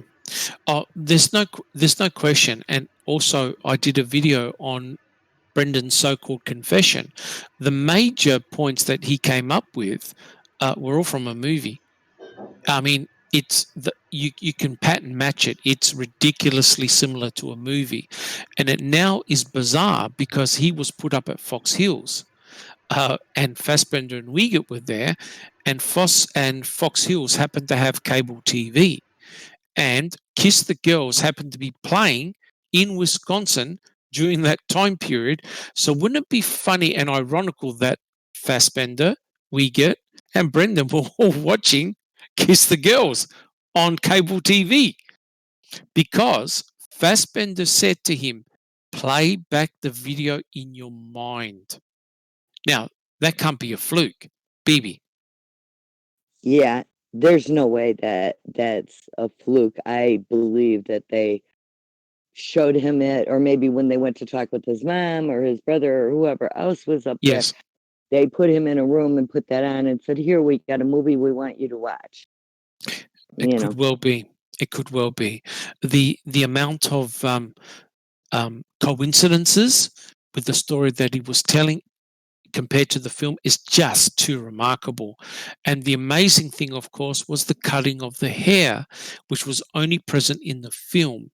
And he didn't know why he apparently cut Teresa's hair. And of course, the investigators went in the trailer looking for the hair, including they opened up the vacuum cleaner. There are pictures showing the vacuum cleaner bag. There is no hair. Right? And then during an interview, Brendan then recanted his story about cutting off the hair. So Brendan, of course, was all over the place. He was a very unreliable witness. Guys, are we happy with that? Yes, thank you. Beautiful. Thank you, Sammy. Guys, we can rifle through the remaining slides because I'm conscious of the time. If we have a look at slide 88. So when he got arrested, everything fell to pieces. The civil lawsuit came to a halt. The sheriff, the DA didn't have to be deposed. The civil lawsuit basically stopped right there. And as you can see in slide 88, well, have a look at Stephen's lawyer. I think he was just a public lawyer. and you compare the Ken Kratz and his prosecutional team, you can immediately see that there was this big unbalanced nature of the state versus the defense. And Eric Loy, he didn't stick around for too long. He later on was replaced. So, guys, are there any questions so far? We all good? Well, there's a question about conversation. Well, the night that Steven's arrested, yes, Peg will request Peg log the slaughters and phone number. Ironic, I think not, because the next day was Kirk's deposition, and it got rescheduled, and then it got canceled. Correct. Which tends to suggest, guys, what we have been discussing all along. This is targeted, and it had to be done rapidly, and it actually they had the desired outcome. Bibi. And everything times out conveniently for them. Yes, it does. It happened really quickly, and it had the desired effect of stopping the civil lawsuit. So timing is just remarkable.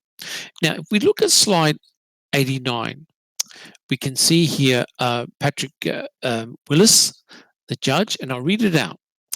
At the preliminary hearing, the judge will decide if there is sufficient evidence to bind Steven over for trial. And of course, if we have a look at slide 90, look, this is all the evidence or part of the evidence that was presented in the court in the preliminary trial. So we have, I'll go through it. We have Pam of God, who finds the Toyota RAV4 and takes, I think, 6 pictures in total with her daughter. We have Special Agent Tom Sturdivant. He's the one that finds the bones, finds the so-called fire pit. And as you can see, there are pictures that show little red flags in the grass. I'm not sure whether that's highlighting bones that were found or other items. So we've got the victim's alleged vehicle found on the salvage yard. We've got human cremains found 20 feet from Steven Avery's back door. And then, of course, we've got the famous Toyota key. And it was Kucharski who was meant to be supervising Lincoln Colburn. And that's when they find the Toyota RAV4 key. Well, I think it's pretty obvious, guys, that the evidence against Steven was pretty bad. But it got even worse. If we look at slide 91, what do we find? Well, we find the Toyota RAV4 key, the spare Toyota RAV4 key that's present in Steven Avery's trailer. We find blood that was shown to belong to Steven Avery inside the Toyota RAV4, and that all of that analysis was done by Cherie Cohen. So I think it's pretty obvious that when the judge weighed all the evidence that was against Steven, it looked bad. And of course, they went along with the trial. Now, this caused an explosion to take place because Steven had nowhere to go. So if you have a look, the media frenzy took over. Let's have a look at slide 92.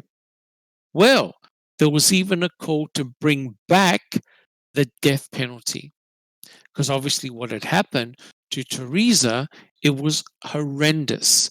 And then, of course, I believe this lady is Nancy Grace. Well, can you believe that Nancy Grace interviewed Steven before he got arrested? Because I read an article that apparently she turned to one of her producers and said, "This man is lying." So poor Steven was already judged before a trial had even begun. And so horrified were the people of the county that they wanted to reinstate the death penalty. That's even before a trial took place. Guys, do we have any quick comments? All right. So guys, let's turn to our final slide. slide 93.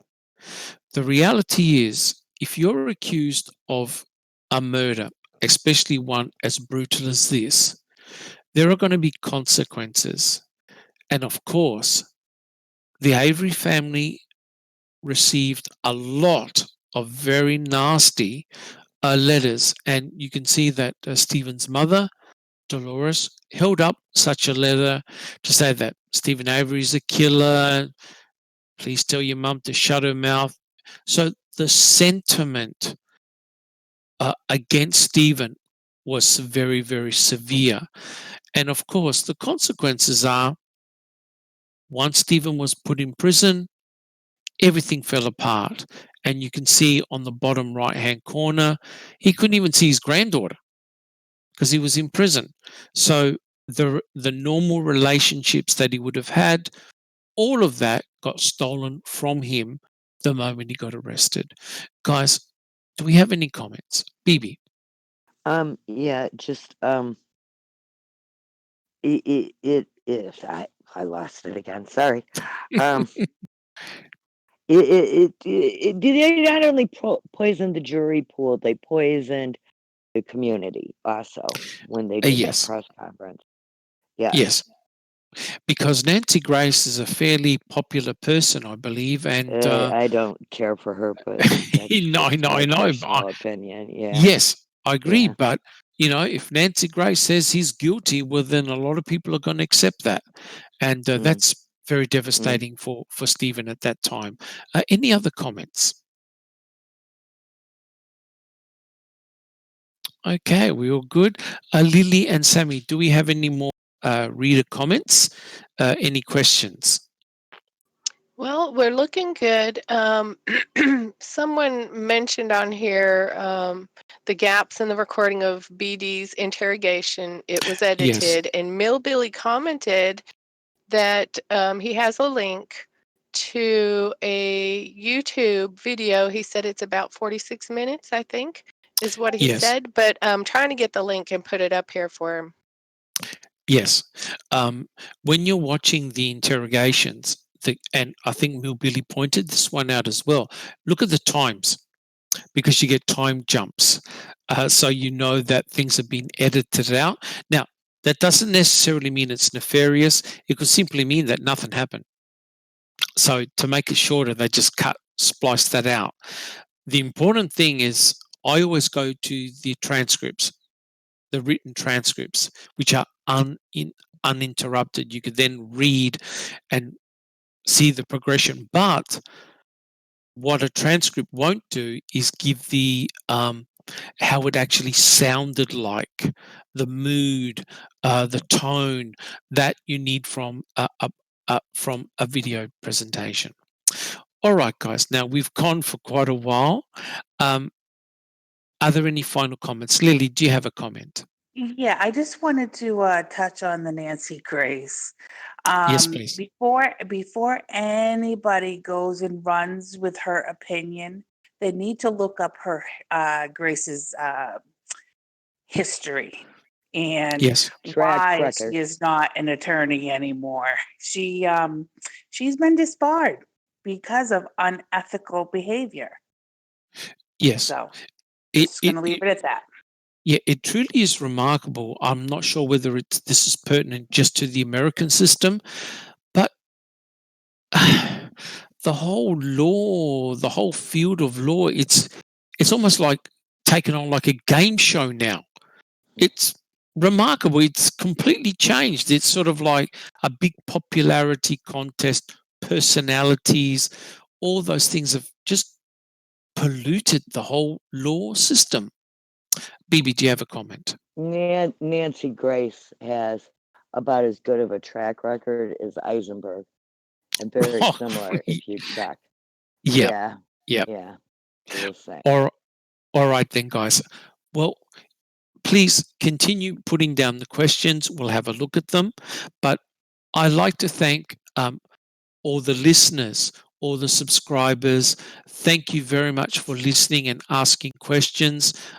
If we don't know the answer, we'll go away and have a look.